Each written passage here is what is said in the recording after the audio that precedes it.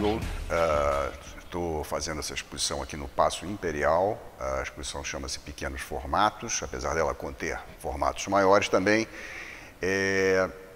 Isso tem sido um desafio para mim. Bom, a exposição ela é, de uma certa forma, concebida em cima da ideia do formato pequeno. Por quê? Porque isso teve origem um ano antes da pandemia começar e sem nenhuma preocupação de se desenvolver assim de uma forma tão, vamos dizer assim, numerosa como ela veio a se desenvolver. E no curso nesse espaço de tempo, com essa pandemia acontecendo, inclusive foi uma situação bem interessante você poder ter um formato pequeno para trabalhar com uma certa agilidade, onde as trocas e as mudanças também se tornam ágeis por conta dessa possibilidade que a pequeno formato fornece. E isso foi acumulando, e nós conseguimos chegar a um ponto de ter, sabe, um número muito grande que nem parou de ter, sabe, a produção continua lá no estúdio. E nos últimos meses, que antecederam a exposição, a grande aventura, né, foi entrar num grande formato, né, que é todo um certo conhecimento adquirido da pintura pequena. Quer dizer, não que a pintura pequena seja um esboço do pequeno formato, pelo contrário, a pintura pequena ela trabalha certas noções internas dela que tem assim uma certa função de propulsão, né? Você nunca sabe o que você vai aprender lá na frente. E isso foi muito interessante, porque me jogou assim dentro de uma aventura que eu gosto, né? Acho que a pintura em si, a arte em si, para mim é aventura.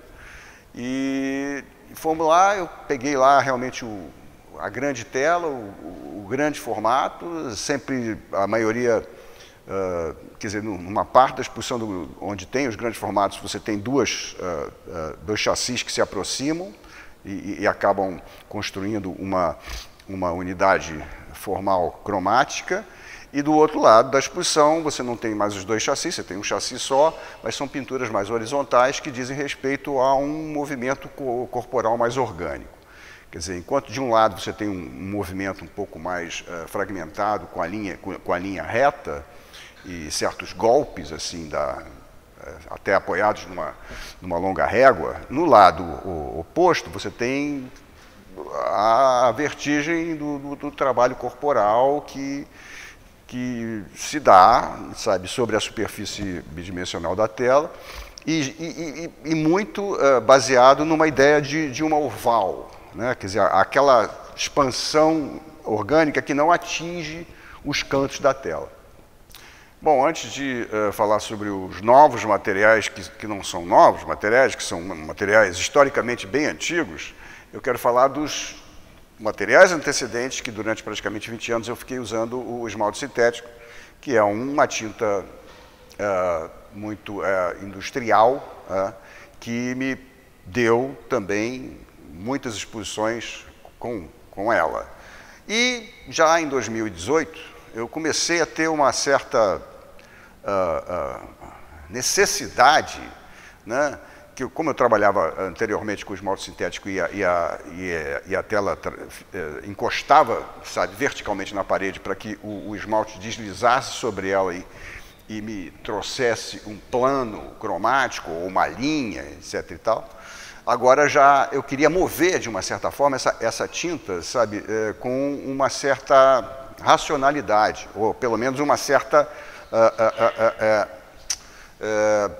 ação corporal, né? Não deixar ela simplesmente escorrer, mas que ela realmente fosse orientada, né, pelo corpo do artista, tanto na forma orgânica dela que se deu nas pinturas grandes de um certo lado da exposição, como na forma mais fragmentada e vamos dizer, articulada, tanto retilínea, né, do outro lado. A tinta usada agora, que eu chamei de tinta antiga, não vou chamar de tinta velha, tinta antiga, porque é o óleo clássico, né? Predominantemente o óleo clássico, que foi diluído com uma certa, enfim, um certo trabalho de diluição que realmente me deixasse um rastro de tinta, né, que pudesse ser movido através de trinchas largas, né. Não podia ser muito seco, a tinta direto fora do tubo, porque senão ela não ia realmente correr. Ela tinha que ter uma diluição pontual e encontrada, e isso foi feito. E essa tinta a óleo, que é uma tinta produzida no Brasil atualmente, que é uma coisa que está deixando uma situação de bastante conforto para o artista agora aqui no Brasil, que não tem que importar mais as coisas, ela me deu, sabe, muitas oportunidades de encontrar um certo tipo de equilíbrio através do próprio desequilíbrio, né, da estridência do material, né, da estridência da matéria pictórica. Quer dizer, você pega e usa um rosa fluorescente, um amarelo fluorescente, um azul praticamente fluorescente também, um verde, né, que são cores praticamente diretas, né, chapadas, colocadas diretas em cima da superfície bidimensional, e em contrapartida você usa um prata, uma tinta prata, uma tinta alumínio, né, que não é necessariamente uma cor, nem eu chamo isso de cor, eu chamo isso de uma anticor, porque o sentido da operação do prata é de jogar, expulsar o olho para fora da superfície, quer dizer, ou então, vamos dizer assim, em outras palavras, que seria manter o olho estritamente na superfície sem permitir que ele avançasse para dentro dela e que não criasse nenhuma ilusão, né? Porque as ilusões são criadas dessa forma na pintura. Você avança, você entra e aí você cria narrativas. Aqui não. Aqui não tem narrativa, aqui é uma pintura abstrata, uma pintura direta, uma pintura bidimensional, plana, entendeu? Ela pretende ficar ali, na superfície onde ela se encontra. E pretende também que o seu contato como observador diante daquilo seja muito direto, né? Você olha, o sentido percebe essa situação e isso é o trabalho intelectual da pintura, entendeu? Isso aí. Comecei a trabalhar com pintura em 1988. Nós estamos em 2023. Quanto é que dá? Dá 35 anos, não dá um troço desse? 33, mais 35 anos. É isso que está, é isso que é a verdade. E no sentido de que o observador ativo, né, vai ver, enfim, a gente não sabe, mas a gente pretende que a verdade do que está aqui,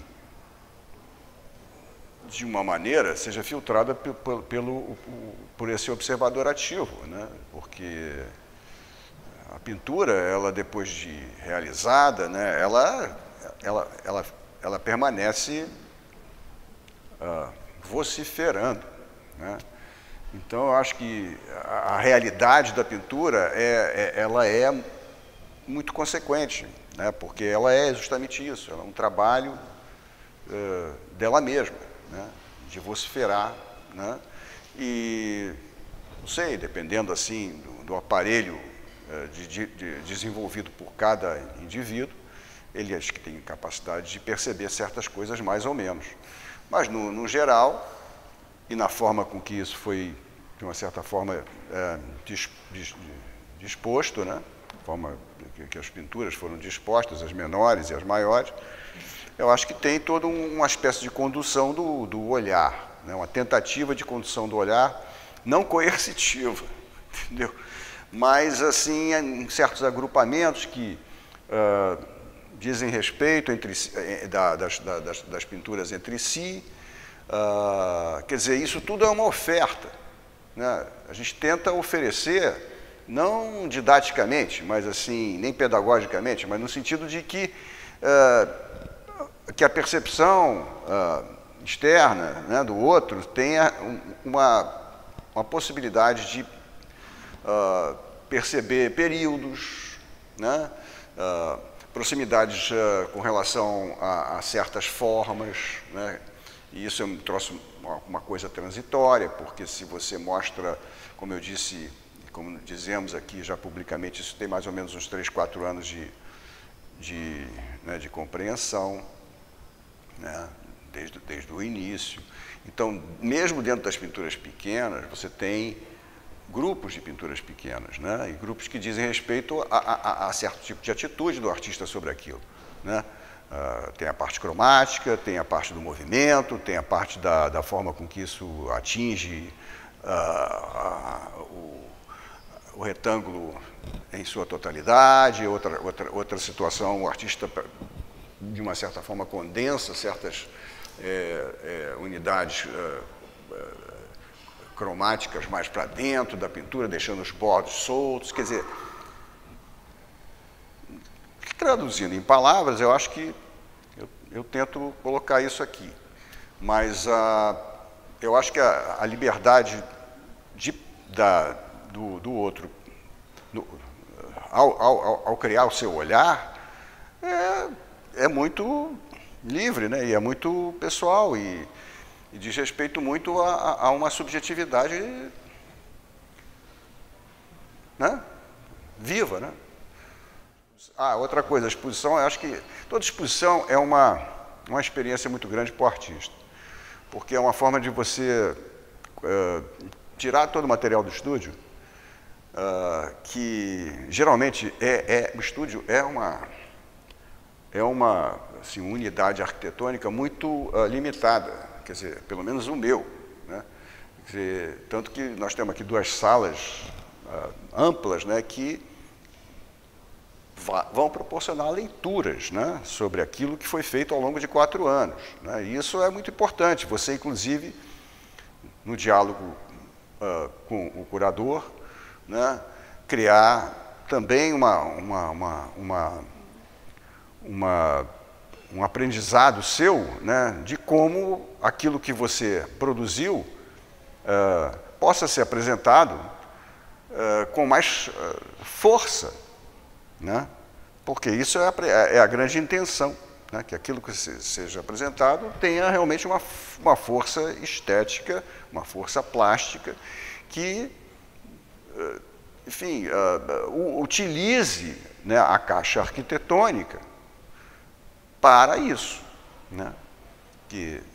Ou melhor, submeta a caixa arquitetônica, né? Porque a caixa arquitetônica, no sentido arquitetônico, ela deve servir ao artista nessa situação, né? Não se impor, mas sim servir. E eu acho que nesse campo, né, e com essas características, eu acho que nós conseguimos um bom resultado.